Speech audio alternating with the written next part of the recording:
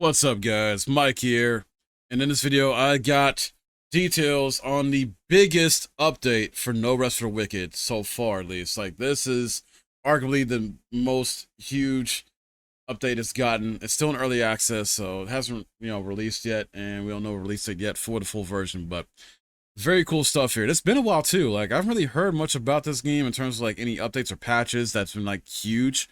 So that's why I haven't really talked about it or made any videos about it till now. And it's good that it's getting its major update. So let's dig into this. The update includes new weapons, enemies, and bosses to face in the Crucible mode. Players can explore new scenarios and uncover hidden secrets while fighting to survive and in this challenging game mode. Crucible mode allows players to enjoy a new kind of dungeon with significant new features such as new merchants, a new faction, customized chambers, and more. And so far this year, this is definitely one of those games. It's like a hidden gem of 2024. I feel like this, like Hades 2. Well, I don't know if Hades 2 will be a hidden gem because Hades 1's pretty popular, and then that also helped with Hades 2. And like Hades 2 is freaking fun as shit. Like, if you don't got Hades 2 early access yet, I know some people want to wait till the full launch, but man, they're constantly updating that game too, along with this game and other games. Like, don't sleep on these like indie dev type games or more like smaller dev type games like those. They're freaking phenomenal. But yeah, and No Rest for Wicked has been available in Steam Early Access since April. So this means it has yet to arrive on PS5, Xbox Series X and S, obviously. The full version, launch version 1.0, could be ready before the end of the year, though. That's still tentative, as far as I know, but it's possible. And in terms of its current form, No Rest for Wicked has received very positive reviews since its launch. And like I said, I played it. I didn't get super deep into it, just because I wanted to wait for more updates and things like that to happen. But it's fun. It's very fun. And this seems to be the largest wave of free content for this title so far. It's available now already. Best of all, it focuses on one of the community's most beloved modes. In the main story, No Rest for the Wicked focuses on role-playing, action, and even Souls-like elements from a top-down perspective. But things change if for those who play Crucible mode. Crucible is a roguelike game mode that takes players to a massive dungeon for an unparalleled challenge. Basically, the game mode now features new random chambers, new areas, a new merchant, an unseen faction, and the Echoes mechanic. So you're wondering, like, what's Echoes, right? Well, it's a feature that allows us to customize each run or incursion to our liking, applying the boosters, advantages, and disadvantages we want. This way, the Crucible experience in No Rest for the Wicked becomes even more unique. With Echoes, no two games in Crucible mode will ever be the same. It's possible to activate the feature using traces, a new type of reward dropped by enemies upon death. The new merchant is called the Sensual, if I'm saying it right, and he allows us to acquire spells, magic, and special attacks in exchange for Dusk Seeds. Additionally, he could incorporate new features in the future. The other big surprise of the update is the enemy faction, Dusk. They are spirits consumed by pestilence, wandering the game's dungeons, and they will put us in more than one predicament. Moreover, we can now pet new animal species. It's seeming like this game is just becoming better and better, thanks to this Crucible update. And like I said, you can download now for free on Steam. And additionally, Moon Studios has confirmed that the game is now verified for Steam Deck, so you can play it on the go as well. All in all, this is awesome news, guys. Great update. I was hoping they would, definitely add some more fun-filled content to this game. Having an optional roguelike mode on top of the main game mode is a great choice, a great dev choice.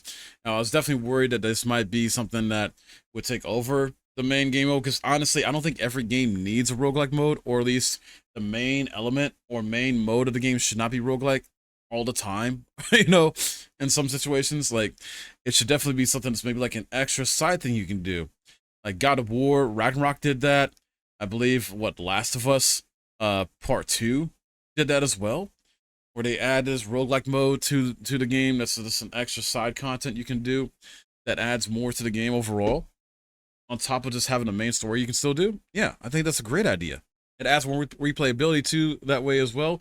Plus, you got players that are not all into the roguelike game modes and games, so for those that are into that, yeah, have the roguelike mode, but then you also have the main story mode as well. So fantastic choice there. Also, just a reminder, the game is on Steam as of right now for $31.99, basically 32 bucks USD. If you want to save a bit of money though, I recommend you check in my description for my link to CD Keys, because on CD Keys it is $27.89 right now if you want to save a bit of money and go that route. Plus, that helps support me as a content creator as well too when you use my link to purchase anything through CD Keys. So make sure you check that out and save yourself some money. Why not? But very exciting stuff here. I will at some point check out this mode, this roguelike mode. It's still early access. You know, we could get a release date before the end of the year, potentially at Game Awards as far as for the full version.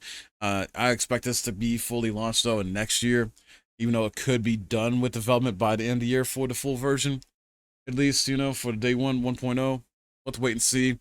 I know we're still waiting on the other big sort of indie darling success here, Hades 2 to come out, which is going to be next year, and the development for that could be done by the end of the year as well. So that's another game I'm looking forward to getting a release date for in terms of this full version, possibly by Game Awards as well. Let's wait and see. Very exciting stuff here, guys. I recommend you check these out though. Support these games. Indie games, indie devs, or like these AA type dev companies are kind of where it's at. Like, I feel like this year, more than any other year, honestly. And, you know, you can disagree with me on this if you want. It's okay. You can have a different perspective, but I think this has been a year for indies and AA games to shine more than AAA. We haven't really had a ton of AAA major hitters this year, I feel like. Sure, there's Stellar Blade. Sure, there's Rise of Ronin. Sure, there's Final Fantasy VII Rebirth, you know. There's been a few others. We're about to get Black Myth: Wukong coming out here soon, which, you know, technically is from an unknown studio in a way, Game Science, but this is like their big budget AAA game. But technically, it's like what, an indie game too, in a sense. So, yeah, I don't know. There's a lot of buzz around it. I'm excited for that. So I'll have to wait and see what happens with that. So many good games to play, and so many games that are in early access are being worked on. That's just like, wow, it's hard to find time, and just we as gamers, we're eating good overall, you know. So take it where you can, enjoy it, I'd say. That's going to be it for this video, guys. Let me know your thoughts in the comments below. What do you think? Are you enjoying No Rest for the Wicked if you're already playing it? Are you excited about this update? Or are you not? Are you going to wait to get this, you know, later on because you're busy with other games, things like that? Sound off in the comments. If you found this video helpful and liked it, please hit that thumbs up. It helps a ton. Subscribe if you're new. My name's Mike. Thanks for watching.